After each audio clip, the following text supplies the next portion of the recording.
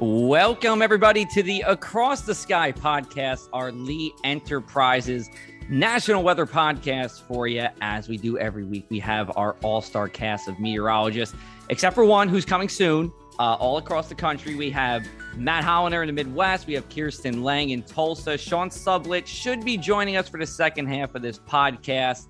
I'll toss it over to Matt right now. Matt, how was Memorial Day weekend for you? It was good. Spent the weekend, exploring more of the Midwest. The great thing about being in Chicago is it's not too far away from a lot of other Midwestern cities. So for Memorial Day weekend, I headed down to St. Louis and met up with a buddy of mine who was down there. And we saw all angles of the arch. That arch is impressive, I will say. That was my first time in St. Louis. Did a little bit of riverboating, St. Louis Cardinals action. Did a tour of the Budweiser Brewery. It was a solid Memorial Day weekend. I've been to the Arch once. We were driving from New Jersey to my dad's friend's place in Kansas, and we stopped at the Arch. And I do remember it was being big. I was also like maybe 9 at the time. But yeah, Arch was pretty cool. Kirsten, have you seen the Arch before? I have. I drove past it one time when I was moving from Knoxville, Tennessee to Denver, Colorado.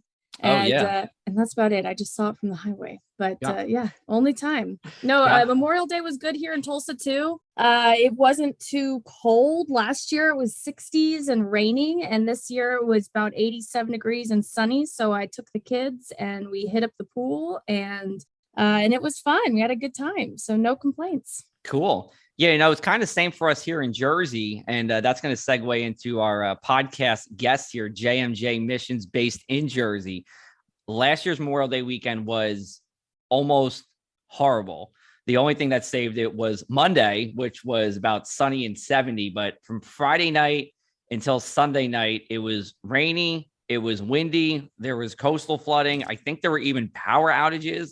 It didn't stop people from going to the shore, though. There was still a ton of people there, and it was no different this weekend. So what I'm going to do is I'm going to toss it over to Anthony McCulloch real quick. He is with JMJ Missions, but he actually also graduated with me from Rutgers. So, Anthony, you remember last Memorial Day weekend weather-wise? So it's funny you were just mentioning that, Joe. I was going to ask you if you knew that from memory or if you had to look that up, because I have no recollection of last Memorial Day. Then again, I don't know what I ate for breakfast. So I vividly remember it because it was just that awful. In fact, at Atlantic City International Airport, I'm going a little in the weeds with this, but just follow with me. It was actually the coldest Saturday and Sunday stretch between Memorial Day weekend to Labor Day weekend in its recorded history. And that goes back to 1947. So it was not nice. But I do want to welcome on our podcast guests here. We have Anthony McCulloch and Dan Palmieri, part of JMJ Missions, which is based also in South Jersey. So for all the Press of AC listeners, they're over on the other side of South Jersey, over towards the better side. Maybe we'll talk about that later. But they're a Catholic evangelistic filmmaking and speaking group here, and they're here to talk to us about biblical weather. This is going to be a lot of fun. I'm looking forward to this. I know our crew is looking forward to this, but just want to welcome you guys on. Floor is yours for a minute or two. Tell us about when you guys started, what you guys are doing, and where did the names J and J come from? Because I don't see a J and M or a J in your name, except for you, Anthony. Yeah, that's funny. A lot of people thought that it stood for our initials. Like we got some hate comments on YouTube saying, don't name ministries after your initials, but that's not what it is. Dan, I'll let you answer this because you haven't gotten on yet. Well, again, thanks guys so much for having us on. We're so happy to be on. It's a pleasure to be hearing you guys and to join you. So JMJ came from the initials for Jesus, Mary, and Joseph, Holy Family. And again, we've gotten a lot of hate, people saying, you shouldn't be, naming yourself, naming ministries after yourself. That's ridiculous. You're fully yourselves. We're like, it's not our initials, dude. It's just, it's like, kind of what we're all into. So that's how that came about. We actually got the idea from a very famous Catholic bishop who was on like he was like the number one show on ABC. It was a long time ago. It was like the 1950s and 60s. Not that would ever happen today. But he was, his name was Fulton Sheen. He was like a really famous preacher on TV.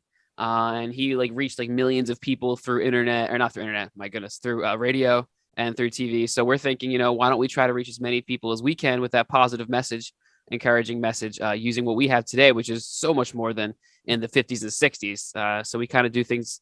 Our motto is by all means, one soul at a time, by all means necessary. And so we try to get out there on, we've been on the radio a couple times. We've been, we have a podcast, YouTube channel, all social media. Anthony runs the social media. You can talk about that for a second, Ann, if you want.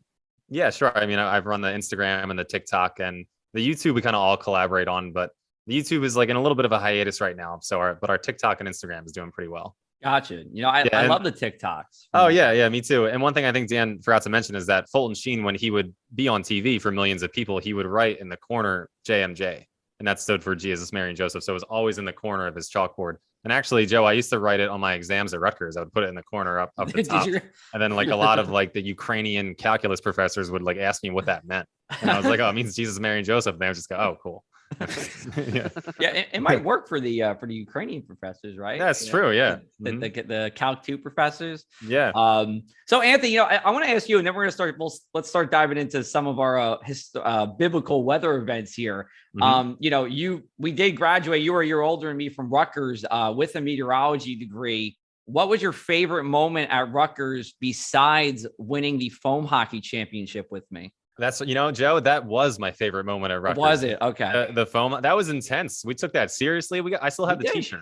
You still have the t-shirt? I don't even know. No, I think I made that up, but I remember the t-shirt. Well, we have a picture. It's on Facebook somewhere back in our Facebook, like 2011 albums. But no, just tell me about the transition from, graduating with a meteorology degree and taking it over into your work now with JMJ. And I don't know, do you use it in any way, shape, or form? Yeah, right. Yeah. To an extent, I do. So, I graduated back in 2012, and I spent a couple of years applying across the country to every state. And it wasn't until I hit Anchorage, Alaska. Like I sent my application out to Anchorage, Alaska. And then when they told me no, I was like, all right, I have to rethink my life here. I have to kind of rethink my career. And then I kind of went in other directions. I entered the seminary for a while. I was a youth minister for a while. And, because I was always into my faith at this time. Like actually starting in college is when I got into my faith. So I always had that love for it. But what I didn't realize is that while I was at Rutgers, I was practicing my camera presence. And I was in front of the camera giving the forecast. I was on the radio up there a couple of times. People told me I had a good radio voice and stuff like that. So I was kind of cultivating those skills. And now I kind of utilize them in the means of making videos or being a speaker at a retreat, like a keynote speaker. So it's not exactly for the weather, but it's skills that I got because of the weather. Gotcha. Yeah. I mean, the speaking skills you have, in front of a camera or radio definitely translates over. So what we want to do today is a couple of different things. We're going to talk about a variety of different events, but first, and I don't know if you guys are going to do this separately or together, I want to know your Mount Rushmore of the top biblical weather events, either testament, old or new. All right. That sounds good. Do you want us to do like all four, or do you want to like one of Dan's, one of mine, and then... Oh, well, you know what? Why don't we do them? You can just list the four. Dan can list the four, and then I want to get into the weeds of each event and why they're so high up on you guys' list. So we'll do the quick readout first, and then we'll dive into them. All right, Dan, you go first. Oh, great, thanks. Just punts immedially. Yep. All right. So of course, I think everybody knows this one, and everyone thinks about this when they think about the Bible. But the flood, Noah's Ark, of course, classic. Honestly, it's the thing that fascinated me about that. I mean, there's all kinds of like theological things and reasons why that happened, and that you can go into metaphors behind it. But the interesting thing that fascinated me was that I found in almost every ancient religion, or at least major religion, there is like an old flood story. And as far as I know, now I am the only non-meteorologist here, so I feel very, very unqualified to be speaking about weather events in a non-spiritual way. But my dad's really into it, so I guess maybe I absorbed a little bit of knowledge from osmosis from him or something, or from Anthony. But the interesting thing about that is I actually found out as well that there have been apparently not records, I would guess, but evidence of an ancient flood in the Middle Eastern area of the world, which to somebody writing back then, like 3,000 years ago, would have seemed like the entire world to them. So I found that to be really cool. So I say that was probably number one. Number two, one thing that people tend to forget about is when Jesus was crucified, jumping to the New Testament, there was a huge earthquake at the moment he died. It said the sun got dark. Well, the sun didn't get dark. The sky got dark, There was thunder. There was all kinds of commotion. And then there's a gigantic earthquake. And then it says the veil in the temple of Jerusalem split into two, which symbolizes like the separation between God and people is done because Jesus has like, bridged that gap, which is pretty cool. So that was really interesting. Kind of spooky too. Oh man, number 3. I would say Jesus sleeping in the boat with his apostles, and there's a huge storm. And oh my gosh, you read that story, it's another kind of spooky one. I believe it's at night. There's a gigantic storm. The apostles are in a boat with Jesus. They think they're all going to die. And they're like, dude, you gotta get Jesus. Like, he's got to save us. And they find out that he's just sleeping in the bottom of the boat, just like taking a nap. Kind of boss, if you ask me. I don't know. It just goes to show how much faith he's got, I guess, in God the Father. And so you keep reading, and like they wake him up, and he's like almost annoyed that they woke him up. Like, I was trying to take a nap here, and they're like, yeah, we're gonna die. And he's like, all right, you need to have more faith. And he immediately calms the storm. So that's a pretty neat one too. And number 4, a little after Jesus, the apostle Paul is out spreading the message of Jesus in the book of Acts, and he's on a ship. And he gets this weird feeling from God saying this ship is about to go down, because he just kind of boarded as a servant on the ship in the Mediterranean. And he gets a feeling this ship is about to go down because people have committed lots of sins on this boat. And he says to like the first mate, he's like, this ship's going to go down. You better be careful. And it says the first mate just straight up ignored him. It was just like, whatever, man, I don't really care. And was paying more attention to the captain and just kind of getting in good with the captain and impressing him. And then all of a sudden this gigantic storm comes, another huge tempest, and they're about to die. And it's lasting for like over a day. And the whole crew is petrified and unloading all the cargo. And then Paul says, you know what? It's fine. I got this. And he prays really hard. And then he abandons the ship. And then the ship does not, I believe their lives are all spared. I can't remember if the ship sinks or not, but their lives are all spared because of his prayers. And people don't usually know about that storm in the Mediterranean that is mentioned. That's probably my 4. I think almost all of them have to do with water. Okay. So, that's why. So we have one earthquake. Old Testament and 3 New Testament ones in that one here. Oh, good catch there, Joe. Oh, thank you. Yeah. So Matt and Kirsten, here's my question. Do we want to count the earthquake as a weather event? Well, it is a natural disaster. Okay. And apparently there was a darkening of the sky, correct? That was part of it. So it wasn't just that the ground was shaking, but the sky changed as well. If there's anything involving the sky, if that was a part of it, then I think it counts. All right, we're counting. I agree, Matt. There we go. Okay. All right. Kirsten's nodding on the Zoom. It looks like we're on board here. We're going to take a little bit of a break here, and then we'll come back. We'll hear Anthony's top 4. Then we're going to dive into some other topics here. So you guys are listening to the Across the Sky podcast. We are back with the Across the Sky podcast, brought to you by Lee Enterprises, heard all across the country. We have meteorologist Matt Hollander in the Midwest, meteorologist Kirsten Lang in Tulsa. I am here in Atlantic City. Sean Sublett has not joined us yet. He's going to try to join us here at the end.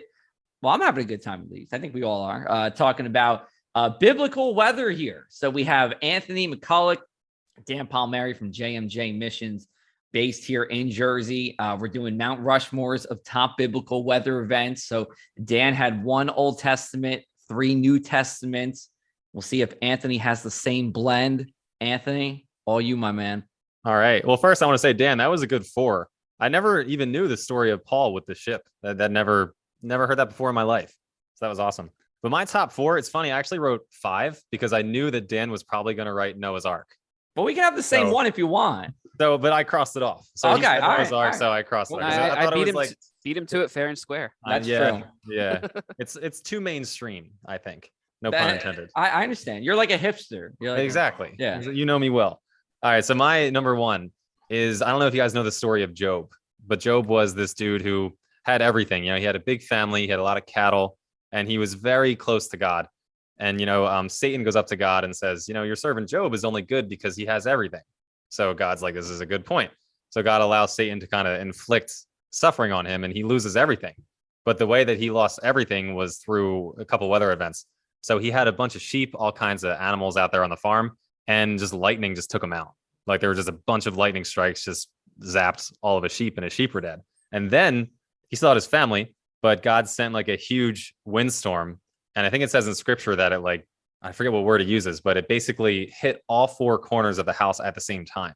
And the house collapsed on itself while his family was eating dinner while he was outside. So like in a matter of a day or something like that, he lost all of his animals and his family, and it was due to weather. But this is deeper too, because he still praises God. He grapples with God. So it's not just all like a doom and gloom story. It's a pretty cool story. My number 2 is the 10 plagues, but the one plague that I chose was hail, which I thought was pretty cool because there's locusts in there. There's like the river turning into blood. But I thought hail was the coolest because whenever it hails here, I just get excited.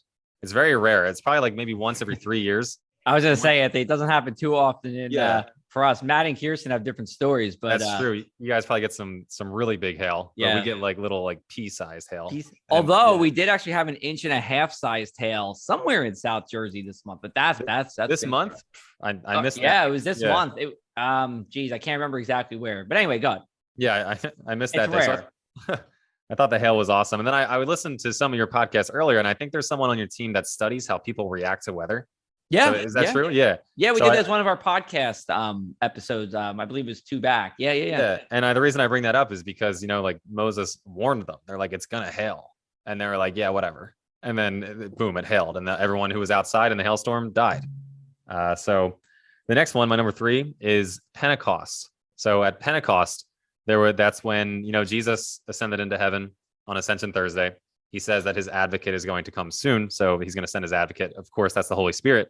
So the apostles had to wait 10 days. 10 days go by. They're waiting in the upper room of the building. And then the Holy Spirit makes his presence known through a strong driving wind.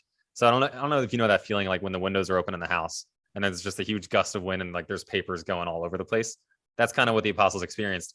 So the strong wind came in, and also they got the gift of tongues of fire that kind of went over their heads. So I don't know if you want to count that as weather, but that's pretty cool. Tongues of fire. Yeah. That's fine. And then number 4, my last one, I have a classic: Moses parting the Red Sea.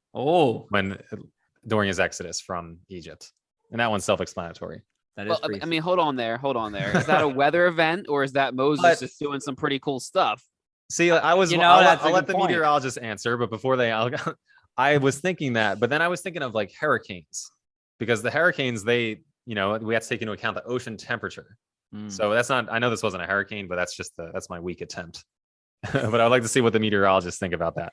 I mean, my thought is, I don't know if I can name 4 off the top of my head, so I'll let it count. Although it's similar to the earthquake.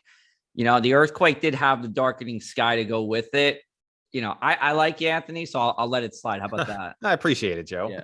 I see a storm surge angle there. I mean, when, of course, the sea was parted, but then it came crashing down, and there was this massive surge of water, storm surge. And yeah. we also maybe talk about tsunami, another natural disaster. So it passes for me. That's a thinking man right there. I like Matt's angle. I think that's a good angle. I think the storm surge thing, it works. I say we'll check it off. All right, we'll check it off. So, Anthony, what do we have? 3 Old Testament, 1 New. Is that what we have? Exactly, which was the opposite of Dan, I think. All right, we're gonna have to put this up for a vote. Maybe we'll do a Twitter poll or something. Which one do we like better, Anthony's or Dan's? But that was awesome, guys. That was great. I appreciate you guys digging into this. I mean, weather's all around us, right? So Bible's included in that. Exactly. It was an excellent topic idea out of you too. Everybody has great ideas. This was just one of my great ideas.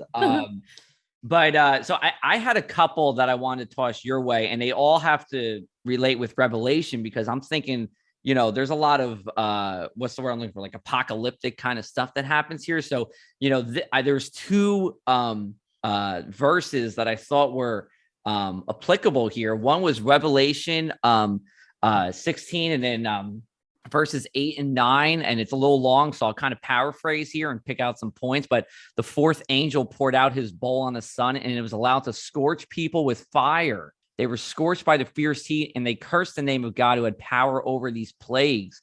So I'm thinking like the ozone, the ozone layer kind of going away, burns people up. That was one I had. And then the other one I had also in Revelation, and we talked about hail, 16 verse 21 here, and great hailstones about 100 pounds each fell from heaven onto people, and they cursed God for the plague of hail because the plague was so severe.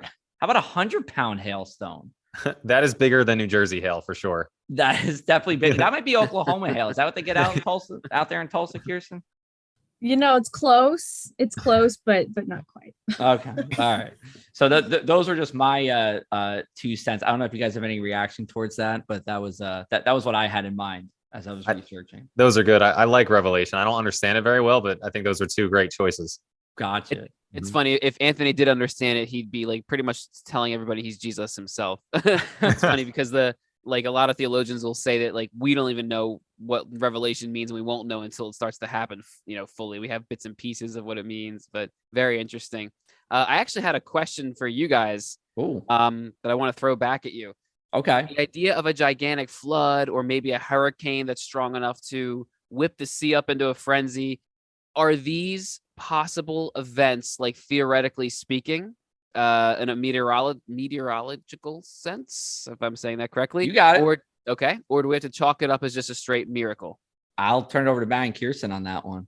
I think absolutely. I mean, it's always interesting to me to hear, these people talking about all these stormy conditions back thousands of years ago. I mean, people have been dealing with severe weather for years. Clearly, these things would not be discussed. Hail and floods and storms and lightning if they hadn't been around, and people were dealing with these things too. So absolutely. I mean, hurricanes have been around as long as people have been around. They're just, I think that's what a lot of these, storms were, these stories relating to these storms is talking about, is they're probably encountering hurricanes or at least some strong thunderstorms. Sometimes you can have just severe thunderstorms out at sea as well, not just over land. So that could be also the two. It may have not necessarily been a hurricane or a tropical storm, but sometimes thunderstorms themselves just develop out at sea or just offshore. And so people could have accidentally, especially when they didn't have the kind of forecast we did today, weather just occurred, and so I think people probably ended up in more dangerous situations more often than not because they didn't know the forecasts. And so absolutely, I think there's absolutely a basis for all these stories that severe weather has been around as long as people have been around. And then severe weather, continues, and you look at some of these events that take place now and you think this has just got to be God's way of testing us. I mean, look at some of these massive tornadoes that come through, like in Joplin or in Moore, and it's one of those things where it just puts people through a test. It takes out entire towns and it'll just level them. And that's almost, when you hear about those types of things, it can almost seem similar to the things that you hear about in the Bible, where it's just something you can't even imagine. And the people that I didn't go out, I was never out there in those areas when those happened, but I've talked to people that did cover those, and they said that it's just something unlike you've ever seen before. And you have to imagine that, it's something that's been going on throughout the history of time, including, in biblical times. And they probably would they'd probably say the same thing about some of those events that took place and were documented in the Bible too. I'm thinking about the Red Sea. What could happen? It's kind of like a blowout tide, where like the wind is so it's coming from like the east on the Atlantic and then whips around to the west and then pushes it back. I bet you could probably get some kind of blowout tide-ish situation. It would have to be pretty severe and for a long time, but I don't know if you get 40 mile an hour offshore winds for a couple of days, might start really lowering the sea. What do you think, Anthony? I think it's possible. I agree. I definitely, because even when it says the sea parted, it said there was a strong east wind. Like it's specifically. Oh, there we go. Yeah. So yeah, I think it's all in the realm of possibility. Yeah. All right. So, Kirsten, she was telling us during the break that her family was really interested in this podcast, so much so that they actually had some questions for you guys. So we're going to make it we're going to turn it over to the Lang show here for the next couple of minutes and see what's going on over there. Yeah. The Lang gang. That's our text string, by the way. Oh, sorry. Gang. Yeah, no. No, they just, I put the question out to them. I asked them about it and if they had any questions, and a lot of them have basically said the things that we've gone over. There were droughts, there were floods, the hail, that was one of them on here too. So we've covered a lot of them, to be honest with you. The whirlwind, which I'm assuming perhaps they were talking about the house in that situation, rain, flooding. And then the plagues, that Anthony mentioned earlier, the locusts. Not sure that locusts are really a weather event, but locusts and then the Nile turning blood red. So a lot of the things that they brought up and that they asked, I think we've kind of talked about too. But yeah, it's really an interesting topic, and I think like I said earlier, my family was just really kind of excited about the fact that we were covering this, and I'm sure a lot of them will probably go back and listen to it whenever it comes out. Shout out to the Lang Gang for listening here whenever you guys are listening. Another story that stands out to me is Jonah and the whale. Now, I think it kind of gets overshadowed by the fact that the guy gets swallowed by a whale. But at the beginning of the story, the reason why he wound up and got swallowed by the whale was because of a storm. And in order to stop the storm, he basically had to be thrown overboard to save the other sailors on the ship. So that's another story with a little bit of a weather angle in there. And that's kind of one of the more famous stories. I think kind of getting overshadowed by the whale part, because that's that's right. Kind of a big element. But there was a storm involved with that story too. So this is kind of opened my mind too. It's like, wow, there was a lot of weather in the Bible. At first it's like, what weather in the Bible? And it's like, oh yeah, there was a lot of storms and hail and maybe a tornado in the Bible. So yeah, this has just been real interesting to just kind of think about how the weather has been impacting people for so long. And it's been part of our history. Even our most quintessential books, the Bible is filled with weather. Anthony and Dan, any final thoughts here before we wrap it on up? I had a lot of fun with this one. One thing I thought was cool, that I think we mentioned this a second ago, is that Jesus kind of does talk about meteorologists. And, he says like, you guys can look over and see a dark cloud and that it's going to rain. And he was like, that's great. But he was kind of getting at, like, I think it was the Pharisees. And he was saying with like, he didn't say this, I'm kind of paraphrasing. He was like, you can gauge the temperature, but you don't really know the temperature of your own soul. So he was kind of saying like, it's good to know all these things. And he was like, but we got to be aware of like the sign of the times and what's happening within us as well. Yeah, you're right. That's a good point. It's not on the outside what counts. It's what's on the inside that counts as well. Yep. What's interesting about that is I was actually reading that today just in preparation for this podcast. And he says when you see a sky that's when a red sky at night, you say, oh, it'll be a really nice day tomorrow. And then when you see a red sky in the morning, you say, oh my gosh, we're in for some bad weather. And I thought that was funny because my grandpa used to always say that old like adage, red sky at night, sailors delight, red sky and morn, sailors be warned. I was like, oh my gosh, Jesus says the exact same thing as him. So he's got that like wit and wisdom coming from him. I mean, why wouldn't he? But just thought that was really neat that he put that in there. So, I mean, it's cool that you can, and as Matt was saying, you look at the weather, you look at what's going on around, you can kind of gauge what's happening in the world. And it's amazing how far we've come with the technology, the stuff you guys are saying, how well you guys understand it. I'm so impressed, and I can only imagine how difficult it would have been, as Matt was saying, for somebody 3,000 years ago who had no idea a storm was coming, how the heck they were going to interpret that and understand that and how they're going to deal with that. Just, man, it's like a whole new monster. So just very interesting stuff. It's cool to learn about these things. That's the thing, as scary as weather is today. I mean, how terrifying must it have been for people in the past when they didn't have these long range forecasts talking about the potential for thunderstorms and the potential for severe storms, or when a hurricane was coming. And then to have suddenly go from a nice day to these terrible conditions. I mean, it must have been terrifying. And then you can see how there would be a biblical reference, like they were being punished somehow and that God must be involved, before there was a greater understanding of the science behind all of this. I mean, it must have been absolutely terrifying when there were thunderstorms in the past, just because it was coming. Nowadays we're prepared for it, and it can still be scary if you're in the middle of a severe thunderstorm. But when it happens unexpectedly, when you're not prepared for it, I mean, I can imagine why people would be writing about it afterwards, because it must have been a horrifying experience for them. Yeah, Matt, that's a great point, because when we're in a thunderstorm, I like to whip out the radar and I take a look at the DVZ. So if I can see if there's any dark oranges or reds coming my way, and I can expect it, like, oh, this must be like the dark red. But if I didn't have that, I mean, you don't know when it's going to stop. So that's a good point. You think Moses would have had radar scope? Maybe. Maybe sonar. Sonar. Yeah, there you go. Sonar. I'll just say too, one more thing before we go, with the apostles, right? You had Andrew, Peter, James, and John. They were all fishermen. So they were pretty in tune with the weather as well. Right. They had to be. Yeah. All right. Well, hey, guys, this was a lot of fun. I'm glad we could hop on. And I know it was kind of short notice, too. So I appreciate you guys hopping on as quick as you could here. But JMJ Missions, that's the name of the group here. They're based in New Jersey, but you can definitely check out their podcast. How often does your podcast come out, guys?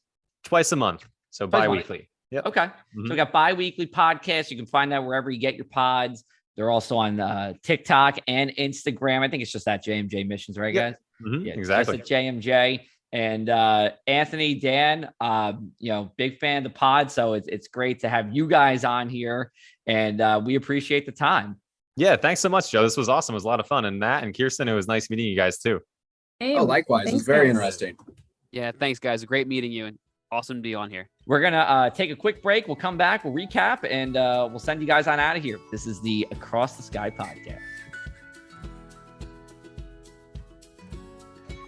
Joe Martucci here, everybody, and that was fun. That was different. That was fun. When we were looking for a podcast topic, I thought of Anthony because him and I actually spoke on the phone a couple of weeks ago, and I was like, hey, I think we might have something here. So they were really willing to jump on and chat with us there. So you guys have to let us know, do you like Dan's? He had 1 in the Old Testament, 3 in the New Testament, or did you like Anthony's better, which was the complete opposite, 3 in the Old Testament, 1 in the New Testament?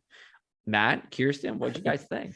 I think I've got to go with Dan's just because he has the most epic weather story of all time, the global flood with Noah. And I think, the problem was Anthony was going to go with that one too, because that is just such, that if there's one weather event that comes to mind when you think of the Bible, it is absolutely that. So I have to give a little bit of an edge to Dan just because he has the big flood, Noah's flood in there, because that is the ultimate weather story.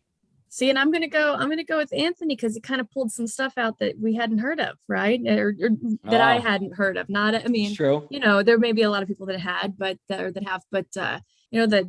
hail and the house and the wind from all 4 directions, all very, very neat and kind of unique stories. So, but they were all good all around. Yeah, this was really Anthony's time to shine. It's combining his 2 passions into one podcast. So he really dug deep there, but but they're both great. Dan's actually a really good speaker from what I've heard and, what I've heard and saw and everything. And Anthony, of course, I've known Anthony since 2011, I think. So we go back a while. So it was cool. It was cool. And I hope you guys liked it. Obviously something different here, but that's what we're trying to do some different things. So if you guys have podcast topics, you can find any of us on social. If you just type in our names and weather, I'm sure you'll find us somewhere on the internet in some way, shape, or form. I'm otherwise all listener ideas. Yeah, anybody there's a topic that you would like to hear discussed on the show, we're open to it. We might have to do maybe some voicemails. Maybe we'll do voicemails one day. Get people calling in. Yeah, it's an option. It's an option. I like it. Yeah, it's an option. We'll see what happens. All right, so we're gonna wrap it on up here. Hope you guys are enjoying. We're gonna have a I believe it is a to be determined guest for our June 13th episode. I think we're going to focus it around severe weather and tornadoes, though. We actually have a pretty good June coming up because we're all, Matt, Kirsten, me, Sean, we're all going to see each other in person. And that's really where the creative magic happens. So we're going to be in Milwaukee for the American Meteorological Society broadcast conference from the 14th to the 17th. So we're hoping to get 1, maybe 2 if we're really feeling it, episodes out, and we'll have a lot of other meteorologists we can pull on in and chat. So expect some good stuff from us as we go into June. Any final words, Kirsten, before we wrap up? I think we've said it, but it was a cool topic. I'm glad we discussed it, and hopefully we get to pull some more kind of unique topics out and discuss those. I like it. I like where it's going. Cool. Matt? I'm looking forward to the conference in Milwaukee. Yeah, I think we're going to have to definitely talk about what all the great topics that are going to be discussed there. We're going to be talking about what we're doing, but I love getting a big group of meteorologists together, kind of like a big giant Zoom meeting, except in person to make it, of course, even better to discuss ideas and what's going on in the meteorological community. So that's going to be a blast. Cool. Well, thank you everybody for listening. This is the Across the Sky podcast brought to you by Lee Enterprises. New episodes every Monday. You can find it wherever you get your podcasts. So I am Joe Martucci. We're going to sign off here. We have Kirsten Lang and Matt as well. We'll talk to you guys next Monday, everybody. Take care. You think Moses would have had radar scope? Maybe.